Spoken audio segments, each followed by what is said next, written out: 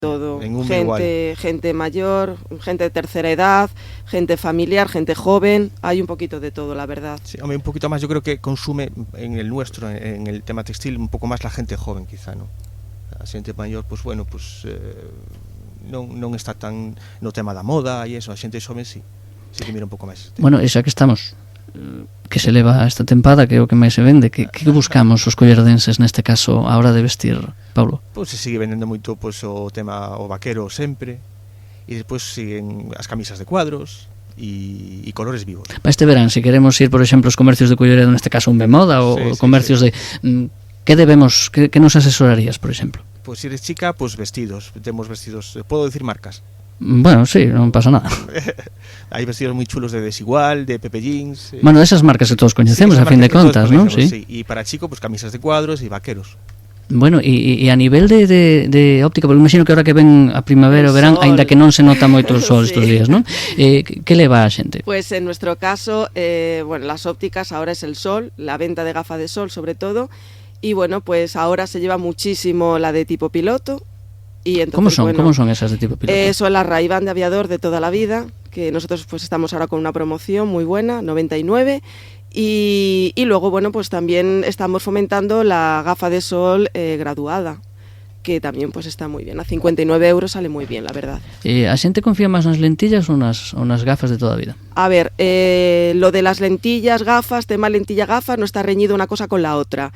La gente que lleve lentillas tiene que también tener su gafa, porque esos ojos tienen que oxigenarse y tienen que descansar. Entonces, lo ideal que es 8 horas de porte de lentillas y el resto del tiempo la gafita. Entonces, bueno, como decía, no está reñido una cosa con la otra.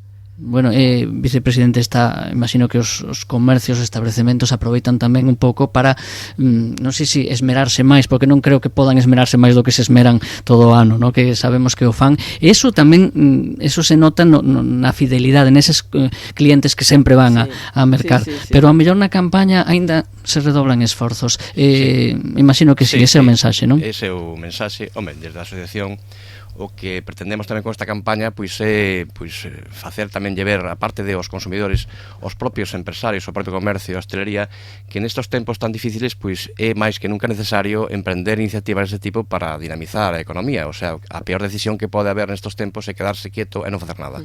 Para eso o tema de estar nunha asociación pois creemos que tamén é importante, porque desa maneira xurden ideas, e esas ideas que xurden tamén se poden poñer en marcha, porque si todos temos ideas, pero si estamos de forma individual, dificilmente as pondremos, non?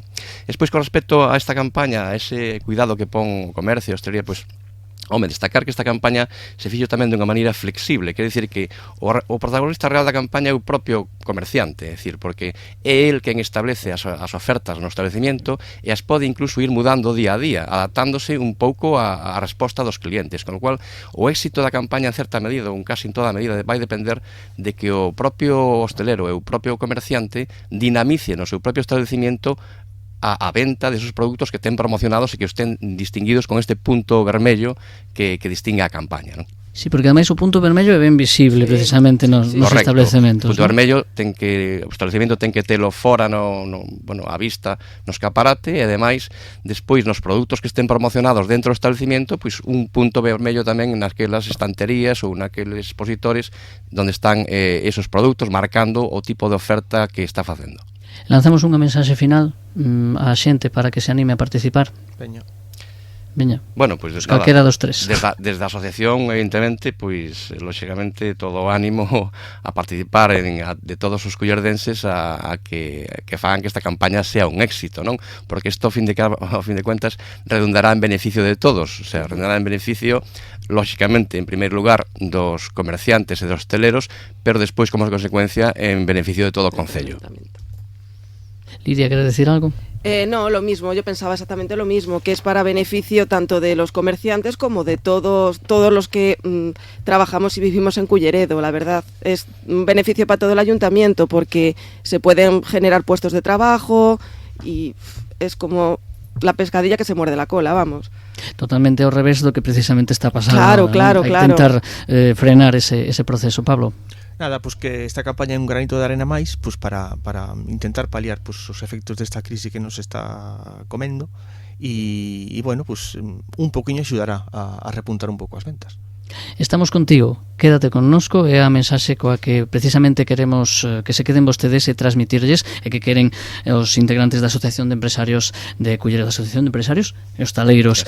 Pois imos a dar as gracias por a súa asistencia hoxe a Lidia Mateo, propietaria de Centro Óptico Vilaboa, integrante desta campaña, Pablo Ballo, representante neste caso de Umbe Moda, e a Ángel Rey como vicepresidente da Asociación de Empresarios de Culleredo.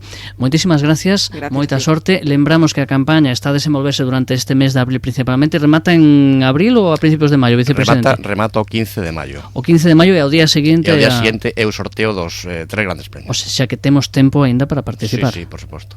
Pois moitísimas gracias aos tres e moita sorte a todos os participantes.